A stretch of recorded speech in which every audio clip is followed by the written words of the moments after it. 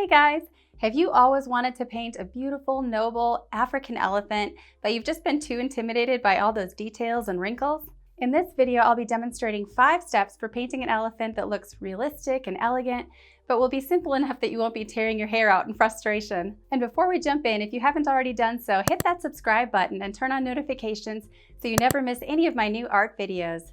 And be sure to watch all the way to the end because I'm going to give you a bonus tip on how to simplify painting complex subjects. All right, let's jump in.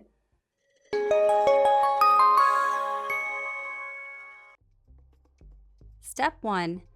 Limit your color palette. One of the keys to simplicity when it comes to painting is to use only a few colors. For this particular painting, I'm using 6 colors: cerulean, indigo, yellow ochre, buff titanium, burnt umber, and a little bit of alizarin crimson, which I only use on the background at the very end. As always, I'll include a complete list of all my supplies in the description below. Step 2. Start with some background colors.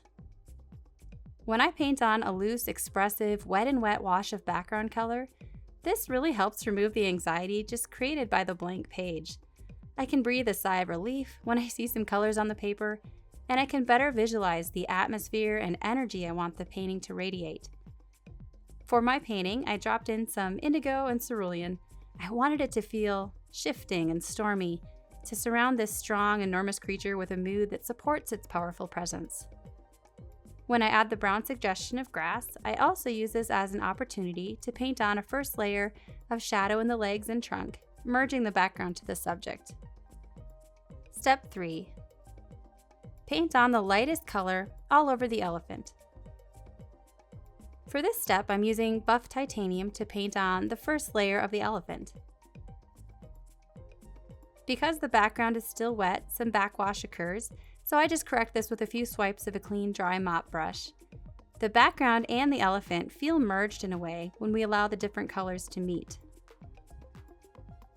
You can go back in with that same color and reinforce some of the darker areas within the light.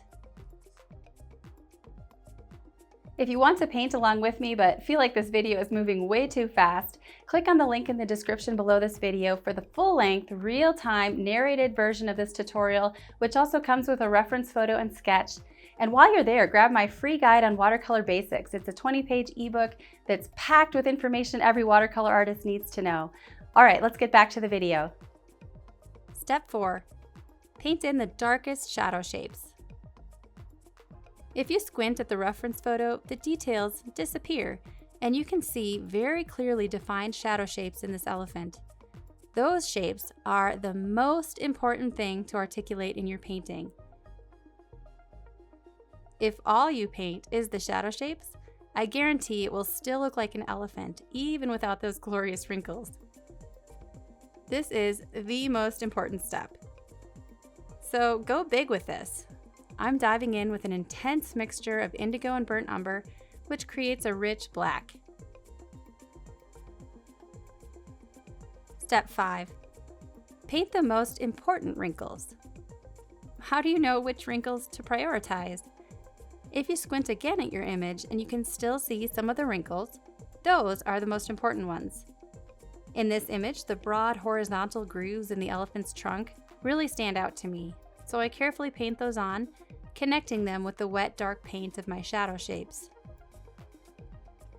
Any of the smaller wrinkle details can merely be suggested with quicker, lighter brush strokes. Just make sure your brush strokes are being placed in the same direction the wrinkles are forming. Remember too that wrinkles are not just dark lines. They are curved, convex shapes defined by a shadow, a midtone, and a highlight. On your most important wrinkles and on larger, more defined shapes like the trunk, spend a little extra time adding some midtones. This will really help it appear 3D. Now for my bonus tip. When you're painting a complex subject like an elephant, work in sections.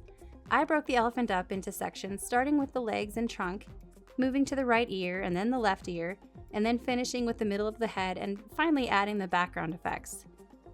If you can be patient enough to commit to finish one little section at a time, and you paint in layers, focusing on painting only the most important details, You will find the process of painting something like an elephant not stressful and intimidating, but rather therapeutic and enjoyable. I hope you enjoyed my 5 tips for painting a realistic elephant. Check out these other videos on realistic animals and hit that like button, and I'll see you in the next video. Thanks for watching.